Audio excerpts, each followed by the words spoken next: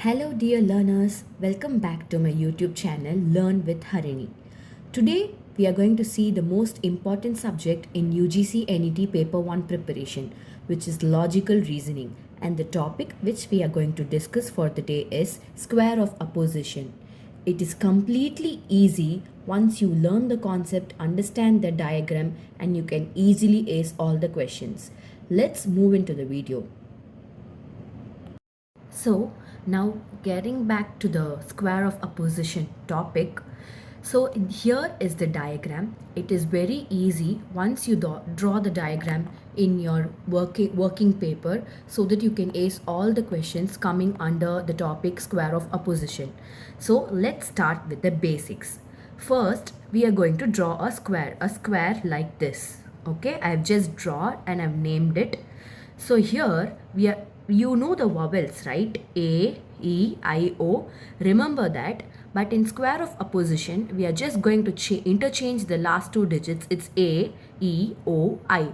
So starting from the left end, you're going to draw a square. So it starts with A. Here it is A. And then E.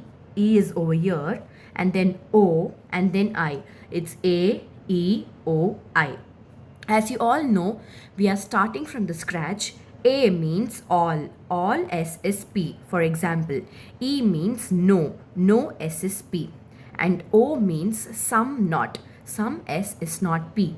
And I means some S is P. So this is the basic thing. So now, as you all know and as you have all studied already, this A and I, these two are affirmative. Affirmative in the sense it's in the quality. We are talking about the quality. So A and I are affirmative and E and O are negative. Likewise, in quantity, I and O are particular and A and E are universal. These are the basic things which you have to remember. So now going deep into square of opposition, here the relationship between A and E, these two, it's called as contrary. And coming to the next square box, the relationship between E and O, it's called as superimplication. The relationship between O and I is called as subcontrary. The relationship between I and A is called as subimplication.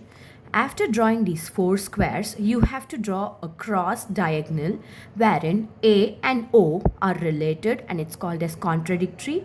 Likewise, I and E are related and they are also called as contradictory. So this is the start and this is very easy. Now, going on to how the questions will be given in an exam and how to answer these, they will be asking the relationship based questions. So starting off with the meaning of contradictory. Which two are contradictory as I just explained? It's A and O as in one set and then I and E as in other set.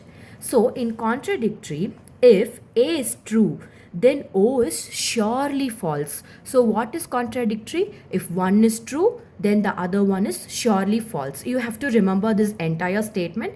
They might even give examples to test your knowledge of the relationship. One such example I have noted down here is all balls are red, some balls are not red. See, if all balls are red is true, then some balls are not red is obviously false. So if A is true, then O is surely false. So that's to do with the contradictory. Moving on to contrary. Which two are the contrary? It's the A and E part of the square. So in contrary, both cannot be true.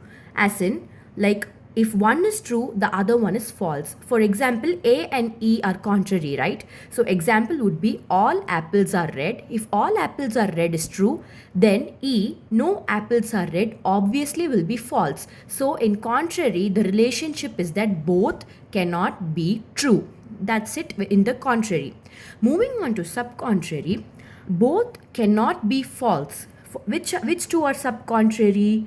As you all know, I and O are subcontrary. So some pens write well, some pens do not write well. So both cannot be false. It can both be true, or one can be true, one can be false. It makes sense. So both cannot be false in subcontrary. Next, coming to sub implication. and super implication. All you have to remember is sub implication marks the down arrow. When it comes to down arrow, it is called as when it comes to down arrow, it is called as true.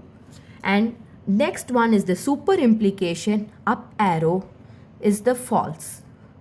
So always down arrow marks truth, up arrow marks false. So in down arrow sub implication, A, the truth travels from universal to particular. Here in super implication, the up arrow, the false travels from particular to universal. So this is the basic concept of square of opposition in logical reasoning. Once you ace this diagram and the relationship questions, you can easily answer the examples or all the other questions given under this topic. Thanks for watching the video. Wish you all the very best in your preparations. Please do like, share and subscribe for other better contents. Thank you.